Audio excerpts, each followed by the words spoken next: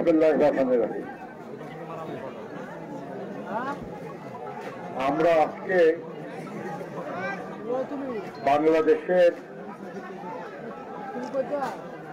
গণতন্ত্রের মুক্তির লড়াইয়ের শহীদ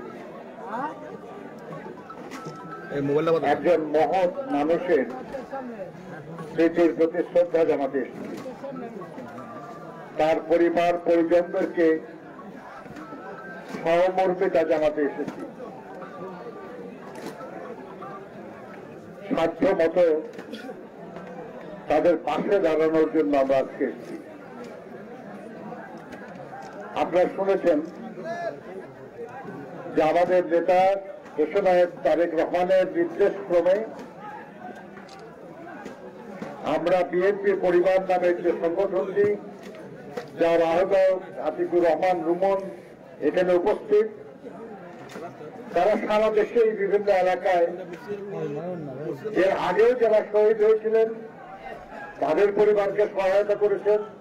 এই সাম্প্রতিক জুলাই আগস্টের আন্দোলনে যারা শহীদ হয়েছেন তাদের সহযোগিতা করার চেষ্টা করছেন। আমরা বিএনপির পক্ষ থেকে তাদের ধন্যবাদ জানাই। আমার একটা ধারণা ছিল, আমি যে বৃহত্তর ময়মনসিংহেরই একজন সন্তান, আমার বাড়ি জামালপুরে। অনেক দূরে আসছি আমরা একজন মানুষের প্রতি শ্রদ্ধা জানানোর জন্য। আমার বয়স ৭৭ হয়েছে, আমার মেরুদণ্ডে অপারেশন আছে। সেই অবস্থায় আসলাম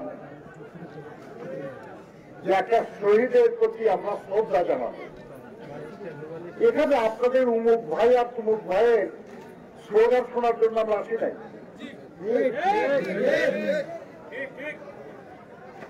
এবং বারবার বলার পরেও আপনাদের এই আচরণ যারা করেছেন, আমি বিএনপির একজন কর্মী হিসেবে লজ্জিত। আমি শহীদ জিয়ার সঙ্গে কাজ করেছি, আমি বেগম খালেদা জিয়ার সঙ্গে কাজ করেছি, আমি দেশনায়ক তারেক রহমানের সঙ্গে কাজ করছি। দলের হুকুম যদি না মানেন, দলের পরামর্শ যদি না শোনেন, আল্লাহর কসম দল করেন না। চামচামি করলে অন্যখানে করেন, বিএনপিতে না। আপনাদের আচরণে আমি রাজনীতি দেখি নাই, কিছু ব্যক্তির প্রতি চামচামি দেখেছি। আল্লাহর রাস্তাটা বন্ধ করেন, দলের খুব ক্ষতি হয়ে যাচ্ছে। আমি তো স্থায়ী কমিটির সদস্য, অর্থাৎ পার্লামেন্টারি বোর্ডের সদস্য। নমিনেশন যারা দেয় সেই কমিটির সদস্য। তো আপনারা ইভেন্ট করতেছেন, বুঝতে পারতেছেন না যে নিজেরই ক্ষতি করতেছেন। আপনি যাকে ভালোবাসেন তার ক্ষতি করতেছেন, বুঝতেছেন? বন্ধ করেন এসব। আর আজকের এই দিন বিশেষ করে, যেদিন একজন শহীদের প্রতি আমরা শ্রদ্ধা জানাতে, সেখানে আজকে সবচেয়ে গুরুত্বপূর্ণ তো ওই শহীদ। আজকে সবচেয়ে গুরুত্বপূর্ণ ওই শহীদের পরিবার, আমার চেয়েও গুরুত্বপূর্ণ। এখানে আমার যেসব নেতারা উপস্থিত আছেন তাদের চেয়েও গুরুত্বপূর্ণ। তো তাদের প্রতি শ্রদ্ধা না জানায় আপনাদের নেতাদের শ্রদ্ধা জানানোর জন্য ঢাকাটাকে করবেন, হোস্টেল করবেন, ধানে আছে। এই যে আমার মিডিয়ার বন্ধুরা আছেন, অনেকে হয়তো ছবিটিও তুলে ফেলেছেন। খুব ভালো হবে, সুনাম হবে। ধোবাওরার এই এলাকার লোকজনের খুব সুনাম হবে। সেখানে যারা নেতৃত্ব করেন তাদের সুনাম হবে। কেন করলেন? রাজনীতি বুঝেন না, আর যদি না বুঝেন তাহলে করেন কেন? আপনাদের কতবার নিষেধ করা হয়েছে, আমাদের পার্টির সিদ্ধান্ত এটা যে আজকে দেশের একটা দুঃসময় যাচ্ছে। আমরা গণতন্ত্র ফিরে পাই নাই এখনো। আমরা স্বৈরাচার এবং ফ্যাসিবাদের পতন ঘটিয়েছি, কিন্তু গণতন্ত্র এখনো পুনঃপ্রতিষ্ঠা করতে পারি নাই। সেটা পুনঃপ্রতিষ্ঠা হবে নির্বাচিত একটা সরকারের মাধ্যমে। যখন এই দেশের মানুষ নির্বিঘ্নে ভোট দিতে পারবে এবং তাদের ভোটে একটা সরকার প্রতিষ্ঠিত হবে, তখন আমরা বলতে পারবো যে দেশে গণতন্ত্র পুনঃপ্রতিষ্ঠিত হয়েছে। সেই জন্য যখন কাজ চলছে, সেই সময় যারা পরাজিত শক্তি তারা যখন বিশৃঙ্খলা করার চেষ্টা করছে, সেই সময় আরো যারা বিশৃঙ্খলা করে তাদেরকে আমাদের লোক মনে হবে না ওই পরাজিত শক্তির মনে হবে? তাহলে কি করতেছেন আপনারা? বন্ধুরা আমার, মৌলানা সাদিক এবং তার মতো আরো যেসব সহস্রাধিক মানুষ,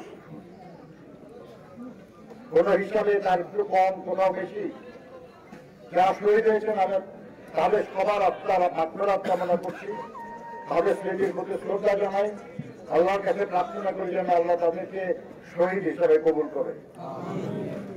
যারা আহত হয়েছেন আমরা চাই আল্লাহ যেন তাদের দ্রুত সুস্থ করেন, এবং যার যা খাদ্য আছে, এখানে আমাদের বিএনপি নেতৃবৃন্দ আছে, আমি তাদেরকে অনুরোধ করবো যার যা খাদ্য আছে তাই নিয়ে ওই মানুষগুলির পাশে দাঁড়ান, তাদের সুস্থ করার চেষ্টা করুন, তাদের পুনর্বাসনের চেষ্টা করুন, শহীদ এবং আহত পরিবার সবার জন্য। আজকে বক্তৃতার কোনো বিষয় না, যে লড়াই আমাদের সাথীরা জীবন দিলেন, এই লড়াইটা ছিল দীর্ঘদিন ধরে চলা একটা আন্দোলনের চূড়ান্ত পর্যায়ে। আমরা গত 16 বছর ধরে এই লড়াইটা করে চলেছি। আমাদের হাজারের বেশি মানুষ খুন হয়েছে, আমাদের 700-এর বেশি নেতা কর্মী খুন হয়েছে,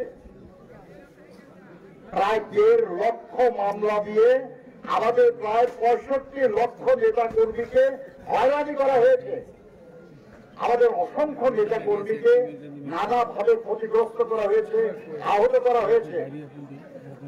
এই যে লড়াই, সেই লড়াইয়ের একটা পর্যায়ে এসে ছাত্র জনতার গণঅভ্যুত্থান হলো এবং দেশ থেকে স্বৈরাচারের বিদায় হল।